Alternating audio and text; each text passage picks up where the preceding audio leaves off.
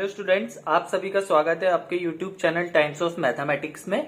आज हम पढ़ेंगे इलेक्ट्रॉनिक्स फर्स्ट की लेक्चर नंबर 1। इसमें हम इलेक्ट्रॉनिक्स के बेसिक कॉन्सेप्ट जानेंगे और बेसिक से बेसिक एमसीक्यूज से स्टार्ट करेंगे और साथ ही साथ आखिरी तक पहुंचते हुए हम कुछ अच्छे लेवल के एमसीक्यूज को भी अटेम्प्ट करेंगे। तो चलिए, साथ ही साथ अगर आपने अभी तक हमारा चैनल सब्सक्राइब नहीं करा है तो इस रेड कलर के बटन को दबा के व्हाइट कर दें और साथ ही साथ आपको हमारे चैनल के प्लेलिस्ट में अदर वीडियोस भी मिलेगी, जैसे physics, math, chemistry, environmental studies and English, सब चीज की प्लेलिस्ट में आपको एमसीक्यूज मिल जाएगी। तो चलिए आगे बढ़ते हैं। आज का क्वेश्चन नंबर 1 दिया गया है, when two batteries of unequal voltages are connected in parallel the EMF of the combination will be equal to. मतलब अगर हमारे पास दो बैटरी है तो मतलब हमारे पास दो बैटरी है, एक बैटरी ये हो गई और एक बैटरी ये हो गई। तो जब ये बैटरी पैरेलली कनेक्ट होगी, मतलब पैरेलल कनेक्शन कैसा होता है, ऐसा कनेक्शन होता है पैरेलल। और सीरीज कनेक्शन कैसा होता है, अगर मैं बोलूं दो बैटरी सीरीज में कनेक्टेड होगी तो इसका मतलब दो बैटरीज ऐसे कनेक्ट होगी। तो ये कनेक्शन सीरीज का हुआ, ये कनेक्शन कैसा हुआ, पैरेलल हुआ। तो कह रहा है कि when two batteries of unequal voltage, unequal voltage मतलब एक वोल्टेज E1 इसका है और E2 वोल्टेज इसका है, मतलब इन दोनों के वोल्टेजेस डिफरेंट है। तो जब ये दोनों कनेक्ट होंगे पैरेलल में तो the EMF of the combined will be equal to, अगर हमको इसको एक ही बनाना पड़ेगा, मतलब इन दोनों की जगह हमें एक ही बैटरी सोर्स लगाना पड़े, तो हम यहाँ पर क्या लिखेंगे, जो हमारा E3 आएगा वो क्या आएगा। ऑप्शन 1 है EMF ऑफ लार्ज बैटरी, मतलब इनमें से जो लार्ज बैटरी होगी उसकी वैल्यू आएगी। सेकंड दिया गया है यहाँ पे EMF ऑफ स्मॉल बैटरी, जो स्मॉल बैटरी है उसकी EMF आएगी। मतलब अगर मान लीजिए ये जो हमारी E1 है ये 8 वोल्टेज की है और जो हमारे पास E2 है वो 12 वोल्ट की है। तो पहले वाले ऑप्शन में कह रहा है कि जो E3 की वैल्यू होगी वो 12 वोल्टेज होगी। बी ऑप्शन में बोल रहा है जो स्मॉल वैल्यू है उसकी EMF, मतलब जो यहाँ पर E3 होगा वो क्या होगा, 8 वोल्ट होगा। ऑप्शन सी कह रहा है average of the EMF of two batteries, मतलब इन दोनों का एवरेज, मतलब 8 प्लस 12 20/2 मतलब 10। वो कह रहा है कि जो E3 होगा वो 10 वोल्ट होगा और डी बोल रहा है नन ऑफ दीज। ठीक है, तो यहाँ पर आप कुछ चीजें याद रखें, कुछ चीजें याद ये रखनी है कि जब पैरेलल कनेक्शन और सीरीज कनेक्शन होते हैं तो हमेशा पैरेलल में, जो पैरेलल होती है उसमें क्या होता है, पैरेलल में वोल्टेज सेम होती है, वोल्टेज सेम, और सीरीज में क्या सेम होता है, करंट सेम होती है। ये आपने बेसिक पढ़ा होगा, सीरीज में क्या सेम होता है, करंट सेम। आप इसको नोट डाउन करते रहे, पैरेलल में वोल्टेज सेम एंड सीरीज में करंट सेम। तो पैरेलल में क्या होता है, अगर कोई दो वोल्टेज सोर्स पैरेलल में क्या हो, कनेक्टेड हो, और पैरेलल में मैंने बोला है कि आपको वोल्टेज सेम रहती है, तो उस केस में क्या होता है, जिस बैटरी का वोल्टेज हाईएस्ट होता है उसको हम क्या कर लेते हैं, अडॉप्ट कर लेते हैं। मतलब अगर हमारे पास दो वोल्टेज लगी है, बैटरी सोर्स लगे हैं, बीच में कोई कंपोनेंट नहीं इन दोनों के बीच में, हाँ, तो अब क्या करेंगे, इन दोनों की जगह हमें जरूरी नहीं कि इन दोनों बैटरी का यूज करना है, हम क्या करेंगे, इसमें से एक को हटा देंगे, जो कि बड़ी जिस वोल्टेज सोर्स का मान ज्यादा होगा उस वोल्टेज सोर्स को हम कंसीडर कर लेंगे। मतलब जो हमारी E3 होगी वो क्या होगी, EMF ऑफ लार्ज वोल्टेज। तो इसका आंसर हो जाएगा option number A, EMF of large voltage. I hope आपको समझ में आ रहा होगा। नेक्स्ट क्वेश्चन चलते हैं, मैक्सवेल सर्कुलेटिंग करंट थ्योरम। ठीक है, अब देखिए जो हम दो थ्योरम पढ़े हैं इसमें, एक होता है KVL और एक है KCL। KVL हुई किरचॉफ्स वोल्टेज लॉ और KCL हुई किरचॉफ्स करंट लॉ। तो ये सब जो ये दोनों इक्वेशन है मैक्सवेल की इक्वेशन से आई है। तो क्वेश्चन में पूछा गया है Maxwell circulating current. Circulating current मतलब जो पूरे सर्किट में घूम रही है। तो देखिए, अगर सोचिए कि हमारे पास कोई सर्किट है, लेट्स एग्जांपल ले लेते हैं, कोई भी हमारे पास सर्किट है, ठीक है, यहाँ पर एक कंपोनेंट लगा है, यहाँ पर एक कंपोनेंट लगा है, ठीक है, और यहाँ पर सोच लीजिए आप कोई बैटरी सोर्स लगा है, ठीक है, यहाँ पर कोई बैटरी सोर्स लगा है। तो वो कह रहा है कि क्वेश्चन में पूछा गया है कि मैक्सवेल सर्कुलेटिंग करंट, मतलब जो करंट यहाँ से स्टार्ट हुई है वो पूरे सर्किट में सर्कुलेट हो रही है और वापस आके वहीं पर आ जा रही है। तो जो सर्कुलेटरी करंट वाली थ्योरम है वो किस में लगती है, तो देखिए जो एक है KCL और एक है KVL, दो हम इसमें क्या पढ़ेंगे, किरचॉफ्स वोल्टेज लॉ और किरचॉफ्स करंट लॉ। तो जो करंट लॉ होता है वो किस में लगता है, जंक्शन में। किस में लगता है, जंक्शन में। बेसिक रूल है, आपको पता होना चाहिए। और वोल्टेज लॉ किस में लगता है, मैश में या लूप में। ठीक है, मैश या लूप में। तो अब जब लूप किसे कहते हैं, मतलब जहां से हम स्टार्ट हुए घूमकर वापस उसी पोजीशन में पहुंच जाए। तो क्वेश्चन में पूछा गया है कि सर्कुलेटिंग करंट, मतलब करंट यहां से स्टार्ट हुई पूरे सर्किट में सर्कुलेट होकर वापस वहीं पर आ गई। तो ये सर्कुलेटिंग करंट किस में होता है, लूप में। और लूप में हम जो लूप वाला कॉन्सेप्ट होता है किस में होता है, केवीएल में, किरचॉफ वोल्टेज लॉ में। तो मैक्सवेल सर्कुलेटिंग करंट थ्योरम क्या होगा इसमें, यूटिलाइजिंग किरचॉफ वोल्टेज लॉ। तो इसका आंसर हो जाएगा option number A, utilizing Kirchhoff voltage law. ठीक है, नेक्स्ट चलते हैं। According to the KVL the algebraic sum of all I R, I मतलब करंट, आर माने resistance, I R drop and EMF in any close loop of a network is always. मतलब अगर हम KVL की बात करें, किरचॉफ वोल्टेज लॉ की बात करें, तो एल्जेब्रिक सम, अगर हम जितना भी सम है किसका, आई आर ड्रॉप्स, मतलब जितनी भी वोल्टेज ड्रॉप हो रही है, क्योंकि V equals to I R होता है ना, V equals to I R, तो हम या तो आई आर ड्रॉप बोल सकते हैं या वोल्टेज ड्रॉप कह सकते हैं। And EMF in any close loop of a network is always. तो इसको पहले आप समझे कि जैसे हमारे पास कोई सर्किट है, ठीक है, कितने भी रेजिस्टेंस हो सकते हैं, कैपेसिटेंस हो सकते हैं, कुछ भी हो सकते हैं, और यहाँ पर एक वोल्टेज सोर्स लगा है। मैं एक रफ एग्जांपल ले रहा हूं, ठीक है। तो यहाँ पर हमारे पास ये हमने ईएमएफ वोल्टेज सोर्स लगा रखा है, V1 वोल्टेज यहाँ पर ड्रॉप हो रहा है, V2 वोल्टेज यहाँ पर ड्रॉप हो रहा है, V3 वोल्टेज यहाँ पर ड्रॉप हो रहा है। तो किरचॉफ वोल्टेज लॉ ये कहता है कि अगर मैंने यहाँ पर 12 वोल्टेज दी है, ठीक है, तो इन तीनों को जोड़ के, है ना, सोच लीजिए यहाँ पर कुछ भी वैल्यू हो सकती है। मान लीजिए कि इन सारे रेजिस्टेंस की वैल्यू सेम है, मतलब ये भी आर है, ये भी आर है, ये भी आर है। तो मैं कह सकता हूं कि यहाँ पर वोल्टेज ड्रॉप कितना हुआ होगा, 4 वोल्ट, यहाँ पर कितना हुआ होगा 4 वोल्ट, और यहाँ पर कितना हुआ होगा 4 वोल्ट। तो किरचॉफ वोल्टेज लॉ यही कहता है कि जो ईएमएफ है वो किसके इक्वल्स टू होनी चाहिए, पूरे सर्किट में, क्लोज सर्किट में जितना वोल्टेज ड्रॉप हुआ है। तो मतलब V1 plus V2 plus V3। एक तो ये बात बोलता है, या वो ऐसा भी बोलता है कि जो मैंने ईएमएफ दिया है, क्लोज लूप में जो मैंने ईएमएफ दिया है और जितनी वोल्टेज इसके अक्रॉस ड्रॉप हुई है, उनका सम क्या होना चाहिए, 0 होना चाहिए। मतलब आप ऐसे भी देख सकते हैं, अगर मैं इस वैल्यू को इधर लाऊंगा, -V1 -V2 -V3 equals to 0। मतलब जो ये 12 वोल्ट है, अगर मैंने यहाँ पर 12 वोल्टेज का एक बैटरी लगाई है, तो जो यहाँ पर इन तीनों के अक्रॉस जितना वोल्टेज ड्रॉप हो रहा है वो इसके इक्वल होना चाहिए, ना इससे ग्रेटर नहीं होना चाहिए। तो किरचॉफ वोल्टेज लॉ यही कहता है। तो इसमें यही पूछा है कि according to the Kirchhoff voltage law the algebraic sum of all IR voltage drop, मतलब algebraic sum of all IR voltage drop, मतलब ये वोल्टेज ड्रॉप, ये voltage drop, and the EMF in any close loop of a network is always. मतलब इसका सम और इस EMF का सम, तो इसका सम और इस ईएमएफ का सम हमेशा क्या होता है, 0। तो ये याद रखें कि किरचॉफ वोल्टेज लॉ के अकॉर्डिंग अगर किसी क्लोज लूप सर्किट की हम बात करें, तो उसमें अप्लाइड ईएमएफ, मतलब जितना हमने उसमें वोल्टेज सोर्स लगाया है, जितना भी बैटरी सोर्स लगाया है, उसका सम और जितना भी सर्किट में वोल्टेज ड्रॉप हुआ है उसका सम हमेशा कितना होता है, 0 होता है। एल्जेब्रिक सम हमेशा 0 होता है। तो इसके ऑप्शन दिया गया है बैटरी कनेक्शन, क्या बैटरी कनेक्शन में डिपेंड होता है, नो। ऑप्शन बी दिया गया है distribution of flow of current, कि ये इस पे डिपेंड करता है कि जो डिस्ट्रीब्यूशन हो रहा है करंट का किस सर्किट में, कौन सी ब्रांच में कितना हो रहा है, ऐसा भी नहीं होता। Magnitude of current flowing through it, इसमें भी डिपेंड नहीं करता कि ज्यादा करंट हो रहा है, कम हो रहा है। Value of resistance, no. क्या है इसका आंसर, ऑप्शन नंबर ई, 0। तो सम ऑफ जितना भी जो सम होगा वोल्टेज ड्रॉप का और ईएमएफ का क्लोज लूप नेटवर्क में, वो हमेशा क्या होगा, 0 होगा। आप इसको लिख ले, अपनी लैंग्वेज में भी लिख सकते हैं। नेक्स्ट क्वेश्चन है question number 4, Kirchhoff's current law is applicable only to. ठीक है, अभी हमने किरचॉफ्स वोल्टेज लॉ पढ़ा था, जो कि किरचॉफ्स का सेकंड लॉ था। किरचॉफ्स का फर्स्ट लॉ था किरचॉफ्स करंट लॉ। तो किरचॉफ्स करंट लॉ किस में एप्लीकेबल होता है, तो देखिए अभी हमने जो पढ़ा था, जो केवीएल था, किरचॉफ्स वोल्टेज लॉ था, वो किस में एप्लीकेबल होता है, एक लूप में, मतलब एक क्लोज सर्किट बनना चाहिए।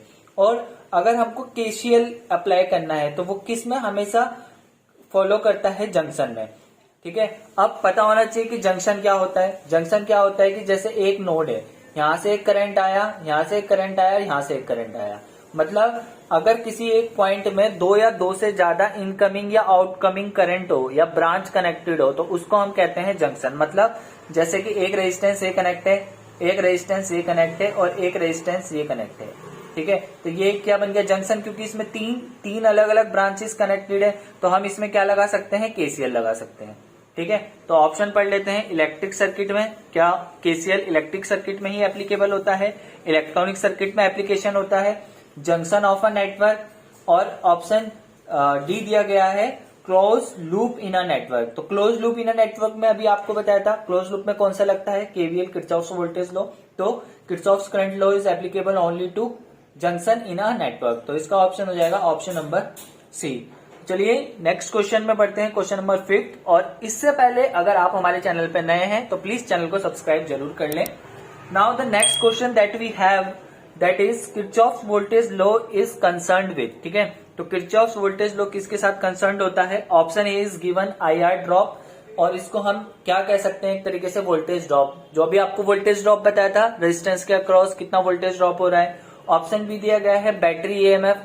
बैटरी मतलब जो हमने उस सर्किट को ऑन करने के लिए जो भी हमने बैटरी लगाई है उसमें कनेक्ट करी है। जैसे अगर इस एग्जांपल में समझे, IR ड्रॉप मतलब जो ड्रॉप इस रेजिस्टेंस के अक्रॉस हो रहा है, इस रेजिस्टेंस के अक्रॉस हो रहा है और इस रेजिस्टेंस के अक्रॉस हो रहा है।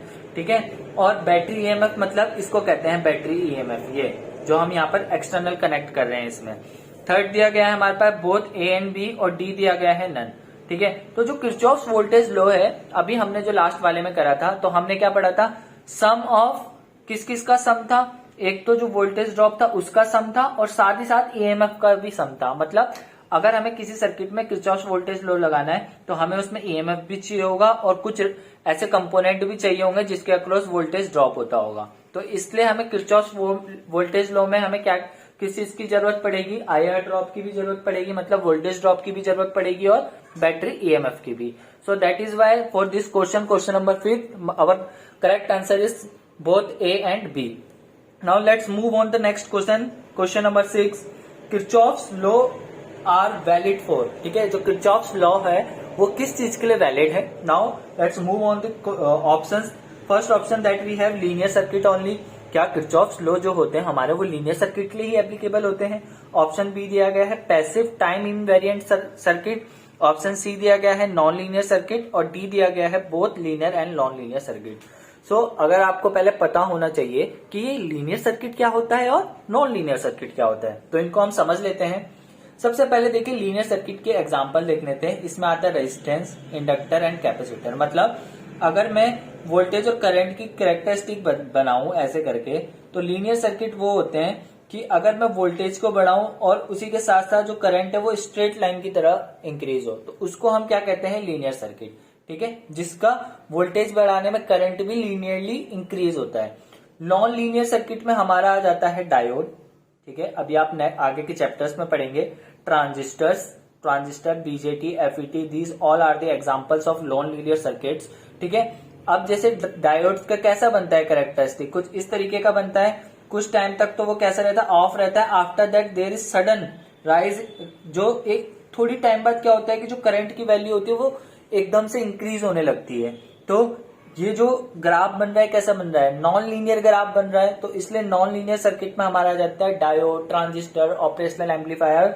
सो these all are the examples of non linear circuits.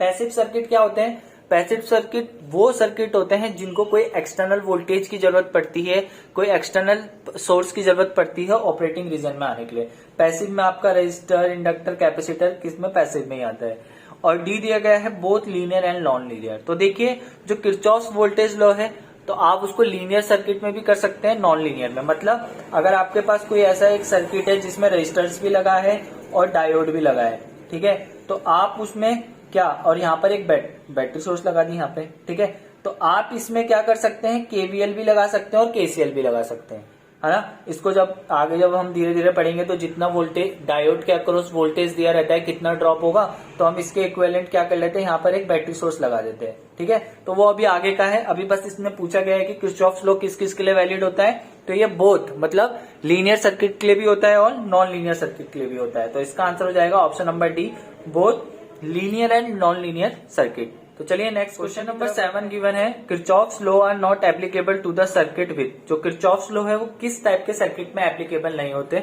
और देखिए जो ये मैं क्वेश्चन करवा रहा हूँ बहुत ही इंपॉर्टेंट है, और जो जो चीजें मैं आपको साइड बाय साइड बताता जा रहा हूँ आप उसको भी नोट डाउन करते रहे, उनमें से भी काफी सारे क्वेश्चन बनने के चांसेस है। तो चलिए, जो किरचॉफ्स लॉ होता है वो किस में एप्लीकेबल नहीं है। अब यहाँ पर पूछा गया है किस में नहीं है एप्लीकेबल। तो पहला दिया गया है distributed network, second one is given lumped network, the option third C1 is passive network and option D is non linear resistance.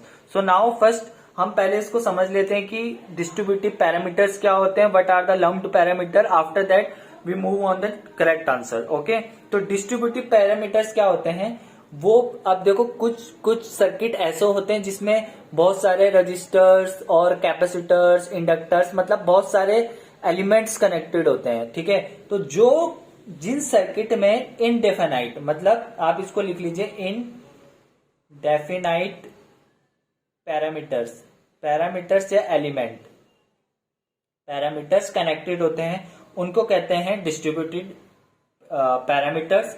Lumped parameters होते हैं जिनमें डेफिनाइट होते हैं, मतलब जिसमें हम फाइंड आउट कर सकते हैं कि कितने इसमें रेजिस्टर्स है, कितना इसका कैपेसिटेंस है, कितना इसका इंडक्टेंस है, मतलब RLC, जिसमें हम मेजर कर सकते हैं कि कितना है। पैसिव एलिमेंट में आपको बता चुका हूं ऑलरेडी, रेजिस्टर, कैपेसिटर, ठीक है, ये सब पैसिव एलिमेंट हो जाते हैं। नॉन लीनियर रेजिस्टेंस क्या हो जाता है? नॉन लीनियर का मतलब होता है वो रेजिस्टेंस जिसकी वैल्यू चेंज होती है, मतलब पहले कम हो फिर बढ़ जाए, या पहले बड़ी ज्यादा वैल्यू हो रेजिस्टेंस की वो कम हो जाए। इसका देखो एक एग्जांपल होता है डायोड।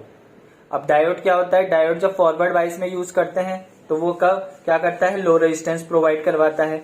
जब रिवर्स बाइस में करते हैं तो हाई रेजिस्टेंस बढ़ाता है। तो इसमें क्या हो रहा है, जो वैल्यू है रेजिस्टेंस की वो क्या हो रही है? चेंज हो रही है। तो इसलिए हमने डायोड को कहते हैं नॉन लीनियर रेजिस्टेंस। तो किरचॉफ्स लॉ किस में एप्लीकेबल नहीं होता? तो देखिए, बहुत ही फेमस क्वेश्चन है ये, और ये इसके आने के चांसेस 100% है। तो जो डिस्ट्रीब्यूटिव पैरामीटर्स होते हैं इसमें किरचॉफ्स का ना Kirchhoff's KCL, Kirchhoff's current law भी नहीं लगता है, ना किरचॉफ्स वोल्टेज लॉ अप्लाई होता है। तो इसका ऑप्शन हो जाएगा option number A, distributed parameter. Now let's move on the next question. Question number 8, when the cells are connected in parallel, मतलब जब सेल, हमारे पास दो सेल है, जो नॉर्मल सेल जो हम घर पे यूज करते हैं, अगर हमने उन दोनों को आपस में कनेक्ट करा, पर जो हमने उनको कनेक्शन प्रोवाइड करवाया वो कैसा कनेक्शन प्रोवाइड करवाया? पैरेलल। तो मैंने आपको बताया था सीरीज में ऐसे, पैरेलल में ऐसे। तो मैंने दो सेल लगा दिए लाइक दिस, तो मैंने दो सेल इसमें ऐसे इंक्रीज कर दिया पैरेलल। ओके, पैरेलल मैंने सेल लगा दिए। तो ये पूछ रहा है देन, तब क्या होगा? यहाँ पर कोई भी सर्किट है, कुछ भी यहाँ पर कंपोनेंट लगा हुआ है, कुछ आगे दूसरा सर्किट है, कुछ भी कितना भी बड़ा हो सकता है सर्किट, कोई इसमें हमें कोई दिक्कत की बात नहीं है।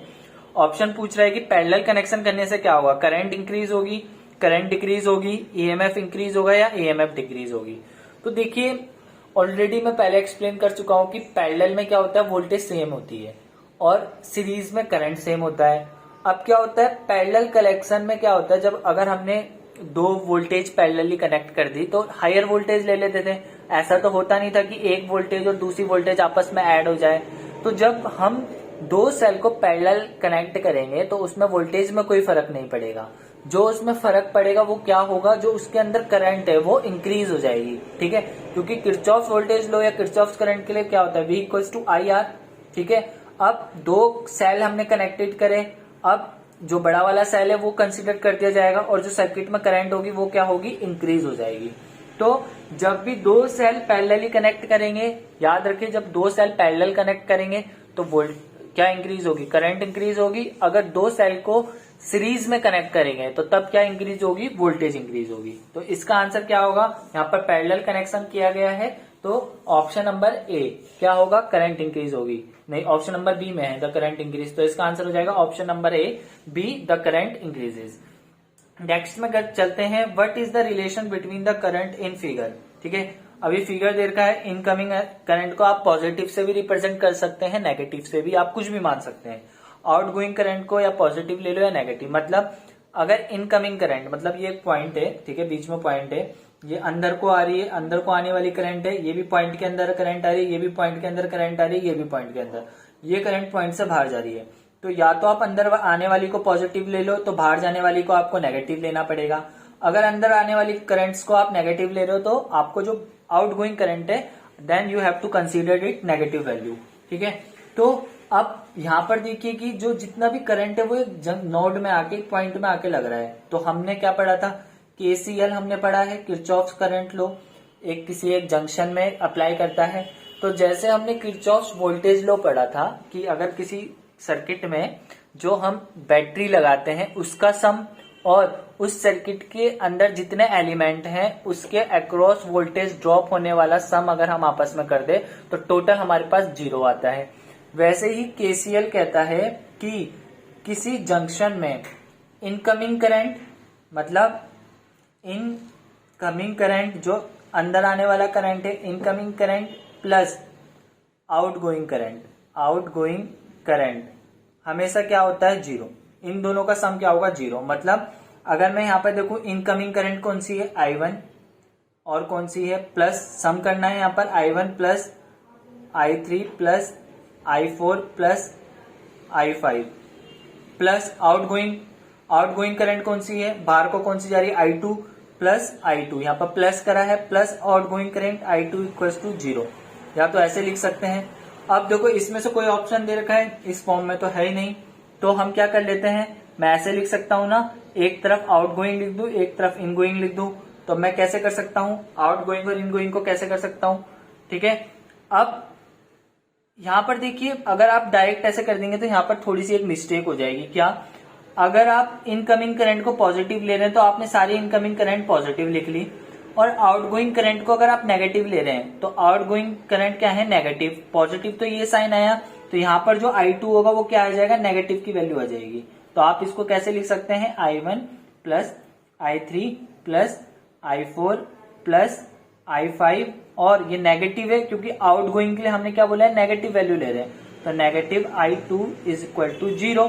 तो हम इसको लिख सकते हैं I2 equals to I1 plus I3 plus I4 plus I5 लिख सकते हैं, बिल्कुल लिख सकते हैं। तो अब देख लीजिए इसमें कौन से ऑप्शन में से आंसर है। ऑप्शन नंबर ए देख सकते हैं, I2 equals to I1 plus I3 plus I4 plus I5। तो देखिए इतना बड़ा सॉल्व करने से अच्छा आप ऐसा भी कर सकते हैं कि एक तरफ इनकमिंग करंट लिख ले और एक तरफ आउटगोइंग करंट लिख ले, वो भी सही है, ये भी सही है, दोनों चीजें सही है। तो इसका आंसर हो जाएगा option number A. Next question देख लेते हैं, question number 10, Kirchhoff's first law sum of current equals to 0 at a junction is based on conservation of. ठीक है, अभी मैंने बताया था कि किरचॉफ्स जो अभी हमने फर्स्ट लॉ मतलब किसकी बात हो रही है, यहाँ पर करंट लॉ की हो रही है, किरचॉफ्स करंट लॉ केसीएल, जो हमने अभी लास्ट वाले कॉन्सेप्ट में सीखा था।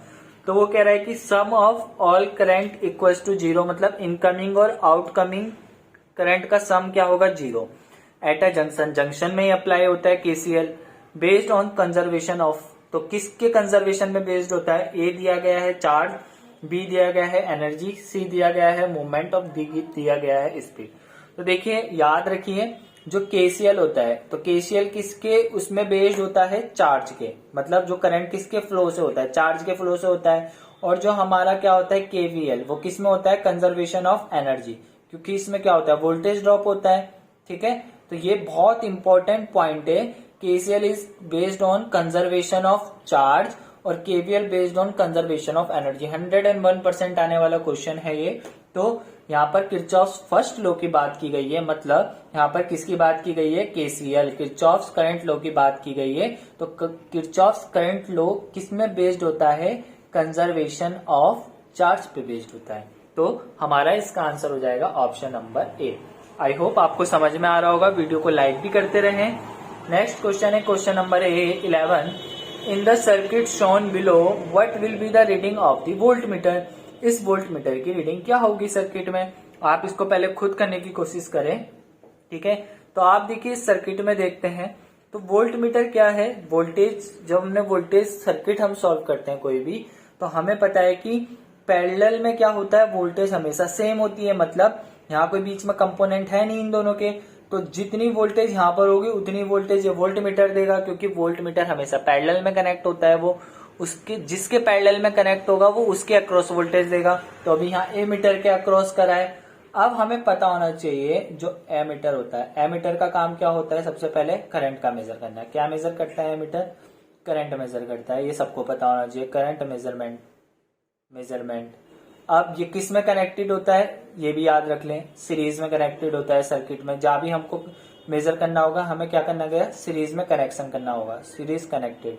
अब क्या होता है, सीरीज में कनेक्ट करने के लिए क्या होता है, इसका जो रेजिस्टेंस होता है, इंटरनल रेजिस्टेंस RIN मतलब इंटरनल रेजिस्टेंस क्या होता है, वेरी लो, बहुत ही कम। और आइडियली हम इसको क्या मानते हैं, आइडियली हम इसको मानते हैं जो इसका इंटरनल रेजिस्टेंस होगा वो क्या होगा, 0। तो यहाँ पर ऐसा नहीं बताया गया है कि प्रैक्टिकल है या कैसा है, तो हम यहाँ पर जो ये एमीटर मांगेंगे वो कैसा मानेंगे, आइडल एमीटर है। तो जब इसका इंटरनल रेजिस्टेंस 0 है तो इसके अक्रॉस वोल्टेज कितना होता है, V equal to IR। R की वैल्यू 0 है तो इसके अक्रॉस वोल्टेज ड्रॉप कितना होगा, 0। मतलब ए मीटर के अक्रॉस जो हमारा वोल्टेज ड्रॉप होगा वो 0 होगा। इसका मतलब वोल्टेज के अक्रॉस भी जो वोल्टेज ड्रॉप होगा वो कितना होगा, 0 होगा। बात समझिए, वोल्ट मीटर जो हमारा ए मीटर है वो सीरीज में कनेक्टेड होता है, सीरीज में कनेक्टेड होता है, करंट मेजरमेंट करने के लिए होता है। इसका इंटरनल रेजिस्टेंस वेरी लो होता है। आइडल केस की बात करें तो इंटरनल रेजिस्टेंस 0 होता है। रेजिस्टेंस 0 होगा तो वोल्टेज ड्रॉप भी 0 होगा, तो इसके अक्रॉस वोल्टेज ड्रॉप 0 होगा। वोल्ट मीटर जो पैरेलल में कनेक्शन करता है, जो इसके पैरेलल कंपोनेंट है उसके अक्रॉस जितना वोल्टेज ड्रॉप होता है ये वही वैल्यू दिखा देता है। तो इसके अक्रॉस वोल्टेज ड्रॉप 0 हो रहा है तो ये वोल्ट मीटर भी रीडिंग कितनी दिखाएगा, 0 वोल्ट। तो इसका आंसर हो जाएगा option number D. Next question में चलते हैं, question number 12, calculate the voltage V1 and V2। एक सर्किट गिवन है, इसमें इसके अक्रॉस वोल्टेज और इसके अक्रॉस वोल्टेज मांग रखी है। अब देखिए जो इस सर्किट में रेजिस्टेंस है सब सेम वैल्यू के रेजिस्टेंस है, R। तो इसको आप कैसे सॉल्व करेंगे, खुद से सॉल्व करने की कोशिश करें वीडियो को पॉज करके और फिर यहाँ पर देखें। अब देखिए यहां से लेके यहां तक, मतलब इसके अक्रॉस जो वोल्टेज ड्रॉप हो रहा है वो कितना हो रहा है, 8 वोल्ट हो रहा है। इसका मतलब अगर ये और ये एक दूसरे के पैरेलल है, मतलब मैं इसको ऐसे बना सकता हूं, कुछ एक रेजिस्टेंस हो गया R, ठीक है, और मैं इसको कुछ इस तरीके से बना सकता हूं R और R, ठीक है, ये पैरेलल है। अगर इसके अक्रॉस 8 वोल्टेज है तो इस टोटल के अक्रॉस कितना होगा, 8 वोल्टेज। ये दोनों R बना दिए मैंने यहाँ पे, ठीक है। अब एक के अक्रॉस अगर 2 वोल्ट दे रखा है तो इसके अक्रॉस कितना होगा, 6 वोल्ट, है ना। सेम होते हैं, ये वाला पैरेलल में वोल्टेज क्या होता है, सेम होता है। जितना वोल्टेज इसके अक्रॉस ड्रॉप होगा उतना ही वोल्टेज इसके अक्रॉस होगा। कंडीशन ये है कि यहाँ बीच में कुछ नहीं होना चाहिए, तो यही था, ये वाला पॉइंट घुमा के यहाँ पर रख दिया। और ये देखिए ये एक R यहाँ पर है कि ये R आ गया, इसके अक्रॉस 2 वोल्ट दे रखा है तो इसके अक्रॉस कितना होगा, 6 वोल्ट। तो यहाँ पर V2 की वैल्यू हमारी क्या निकल गई, 6 वोल्ट निकल गई। तो यहाँ पर देखिए V2 तो 6 वोल्ट दोनों में आ रहा है। अब इधर आ जाइए, अब ये दोनों कनेक्शन कैसे हैं, सीरीज में कनेक्शन है ना। अगर हम इसमें KVL लगा देते हैं, KVL क्या होता है, EMF, ठीक है, प्लस इसके अक्रॉस RV1 प्लस इसके अक्रॉस 8 वोल्ट इक्वल टू 0। तो RV1 कितना हो जाएगा, यहाँ से बताओ कितना होगा, ठीक है। अब यहाँ से तो प्लस था, प्लस माइनस, अब ये रूल भी आपको पता होना चाहिए कि अगर पॉजिटिव से एंटर कर रहे हैं नेगेटिव से निकल रहे तो वैल्यू कितनी आती है, नेगेटिव की। तो यहाँ पर हो जाएगा -8 वोल्ट, है ना, ठीक है। और वैसे ही यहाँ पे पॉजिटिव से नेगेटिव निकल रहा है तो यहाँ पर भी हम वैल्यू क्या लेंगे, नेगेटिव RV1, ठीक है। या तो आप ऐसे भी कर सकते हैं, यहाँ पर आपका क्या आ जाएगा, 8 में से 4 RV1 इधर ले जा लो, 12 minus 8 volt equal to RV1, इधर जाके पॉजिटिव हो जाएगा तो RV1 की वैल्यू क्या हो जाएगी, 4 वोल्ट। आप ऐसे भी कर सकते हैं। दूसरी चीज आप क्या कर सकते हैं, यहाँ पर 12 वोल्ट है, यहाँ पर 8 वोल्ट है, तो इसका मतलब यहाँ पर कितना हो रहा होगा, 12 में से 8 माइनस कर देंगे 4 वोल्ट। यहाँ से भी आप डायरेक्ट निकाल सकते हैं, ठीक है। तो इसका मतलब V1 के अक्रॉस कितना वोल्टेज हो रहा है, यहाँ पे 4 वोल्ट का ड्रॉप हो रहा है। तो यहाँ पर इसका आंसर हो जाएगा A। V1 के अक्रॉस हो रहा है 4 वोल्ट और V2 के अक्रॉस हो रहा है 6 वोल्ट, ठीक है। देखिए अगर हम कोई सर्किट यूज करते हैं, ये रेजिस्टेंस है, तो अगर जिस साइड से करंट एंटर करती है उसको हम पॉजिटिव लेते हैं, जिस साइड से करंट रिलीज होती है उसको नेगेटिव लेते हैं, ठीक है।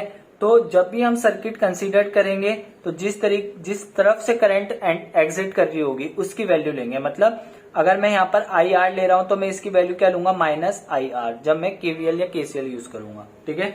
आगे नेक्स्ट करते हैं, question number 13, nodal analysis is based on. Nodal analysis किस में बेस्ड होती है, फर्स्ट है सुपरपोजिशन थ्योरम, B दिया गया है KCL, C दिया गया है KVL और D दिया गया है हमारे पास यहाँ पे नॉर्टन थ्योरम। तो नोडल एनालिसिस में आपको बता चुका हूं, नोड में कौन सी थ्योरम लगती है, KCL। तो ऑप्शन हो जाएगा ऑप्शन नंबर, क्वेश्चन नंबर 14 में चलते हैं। 2 resistance are said to be connected in series, ठीक है। 2 रेजिस्टेंस सीरीज में कब कनेक्ट होंगे, मतलब एक रेजिस्टेंस ये कनेक्टेड है और एक रेजिस्टेंस ये कनेक्टेड है। तो पहला है both carry the same amount of current, जब दोनों के दोनों resistance same amount of current carry कर रहे होंगे। तो ऐसा भी तो हो सकता है कि एक रेजिस्टेंस यहाँ पर लगाओ, ठीक है, और एक रेजिस्टेंस यहाँ पर लगाओ, तभी भी तो हो सकता है कि ये भी सेम करंट ये भी सेम करंट कर रहा हो, है ना। जैसे सोचिए कि यहाँ से 10 एम्पियर आ रही और दोनों सेम वैल्यू के रेजिस्टेंस कनेक्ट हो गए, तो यहाँ पर भी 5 एम्पियर चले जाएगी, यहाँ पर भी 5 एम्पियर चले जाएगी। तो पहला वाला ऑप्शन तो गलत हो जाएगा कि अगर दो रेजिस्टेंस में सेम करंट फ्लो रही होगी तो जरूरी है वो सीरीज में हो, नहीं। सेकेंड है total current equal to the sum of the branch of current, ये भी गलत है। Sum of IR drop equal to the battery EMF, मतलब जितना पूरे सर्किट के रेजिस्टेंस में वोल्टेज ड्रॉप हो रहा है उतना ड्रॉप EMF जो हमने बैटरी कनेक्टेड करे हैं उसके इक्वल हो तो इसका मतलब कि दो रेजिस्टेंस सीरीज में कनेक्ट हो, तो ये भी जरूरी नहीं है।